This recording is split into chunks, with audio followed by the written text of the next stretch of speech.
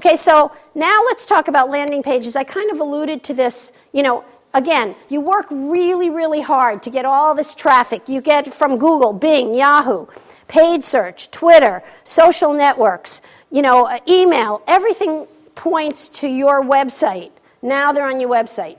If it's disappointing, it's disappointing. If you don't engage them, you've done all of this work and you're not going to get that client because they're not going to, the intent is not going to be corroborated. The call to action may not be there. I have been on sites where I can't even find a person to contact. I don't see anything legitimate. They have no about page. I mean, if you have a bad website, don't use the internet. It's not going to be a tool that's going to get you a lot of business. But you can get a great amount of business from the internet if you use it correctly. You can generate all of your leads, if you play it right, from the internet. You can generate all of your sales. You don't need another business from the internet if you do it right. So, and from a usability standpoint, from promotional, PR, all of that, you can do it all from your website if you do it right. It starts with a strategy. And then focus on good content, things that I've been saying, professional design, consistent structured layout, clean graphics. This is why it costs so much, because you really want somebody who understands typefaces. Have you ever been to a website that you don't even know where to look? It's just so confusing, and they have typefaces. It almost looks like a newspaper advertising for cars or something, and you say, okay, where am I? Information architecture, usability, findability, have an internal search, have a good, navigation structure. Don't change your navigation structure every other page. I mean, people say, oh, this is a Mickey Mouse site. This was not constructed by a company that knows what they're doing. Build trust and credibility. You have a physical address, a phone number, privacy statement, an about page. There are certain conventions online that people look for. If you're not a player, they know it. Provide good user communications, email, phone, contact form, etc. Be accessible. You're getting them there. Make sure they can get to you.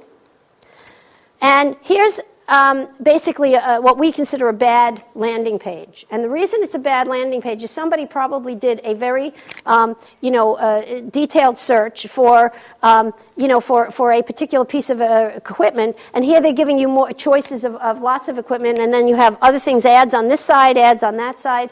Here's a business that did it right, we think. Because you're landing, they probably looked for this particular type of speaker. They land on it. They give you on the bottom. They upsell.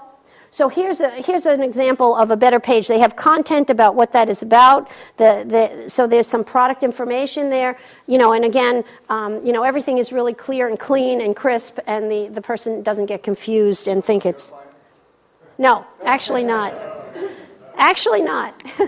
I know them, though. I know them. Okay, so now tracking. Basically, everything that happens on the internet can be predicted and measured.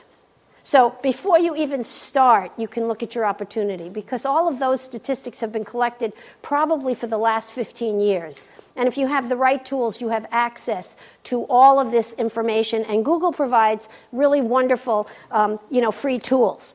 So basically, you can have your results for conversion across the media. You can have a dashboard. You can look at click-through rate, sales by single, ROI. You can do all of these metrics, but you should set them up before you start your programs. You want to see, what am I going to be measuring? Now, we're Google agency partners, and we just had a presentation by Google about this new dashboard that they have for social media sites. And again, the metrics are different, because you're looking at, for example, how long do you engage the client? If they're looking at a video content in YouTube, they can actually measure how many seconds on there. They can actually measure, this was so interesting.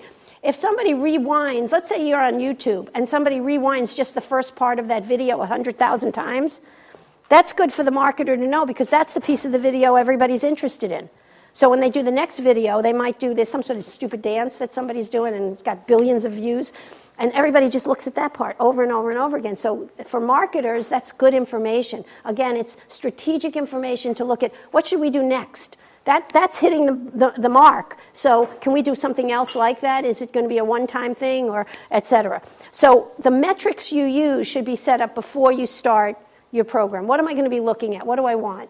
Most people that have a E-commerce site, what do they want? Sales. It's all about how much is it costing me to make this sale and what's my ROI, return on my investment. I'm going to invest this much money, I'm going to get this much return. So web analytics records customers' path through the website. You can look at how they go. We know that, for example, if in e-commerce they land on the product, the next thing they want to know is the about page, or they want to know where you're located. And there's a path that people take that's a normal path. And if you don't have all those little checkpoints and that it's trustworthy, they're going to go to the next site. Identify single page views and site exits. Again, the bounce rate is important on every page. Identify shopping cart abandonment patterns where prospects bailed out. There's tremendous amount of stuff you can get from analytics. Here's just one slide of a Google Analytics dashboard. And again, if it's set up correctly, you can see what your traffic levels are. You can go into detail in any one of these sections. This is not on Google Analytics, but it's very robust and it's free. So it should be hooked up to your website. And of course, there are other robust programs out there too. So now there's a lot of agencies, for example, that can actually measure the blogosphere, Radiant 6. There are some really wonderful tools that you have to pay for, but they can actually do, targeting particular audiences and, basically setting up, helping you with an ad campaign for media. Yeah, my hosting company provides a lot of that stuff, so I assume they get that, and then they give that to me. I assume they get that straight from Google. Yeah, but you should have, again, if it's transparent, you should have a way to be able to look at that every day. It's free. If you should, yeah. So you I'm should. Just saying, should I still go to Google Analytics, or do most hosting companies? You should go to the hosting your account, and if you don't know what you're looking at, you can then go and read more about it by doing some searching on what is that function, what am I looking at, what, for the bounce rate, what should I be looking at, so you get some intelligence on, what does it mean. Now, in some services, they allow you to call in and talk to your expert, whoever your analyst is there, and say, I'm looking at my Google Statistics report, tell me what it means. So that's another level that, you could be actually talking to your provider with, I would think. Yes? If I'm understanding, he has some tools on his domain that analyzes all traffic, where the Google only analyzes Google traffic. No, Google analyzes all traffic. So they're analyzing Yahoo's? They analyze all traffic that comes to your website. It's a tool that analyzes traffic, yes, not just Google traffic. You can look at all of your keywords. I mean, every keyword that you have, it'll tell you where all that data is coming from. If you know how to use the tool is very robust and it's free. Can't do better than free. And with that, any other questions?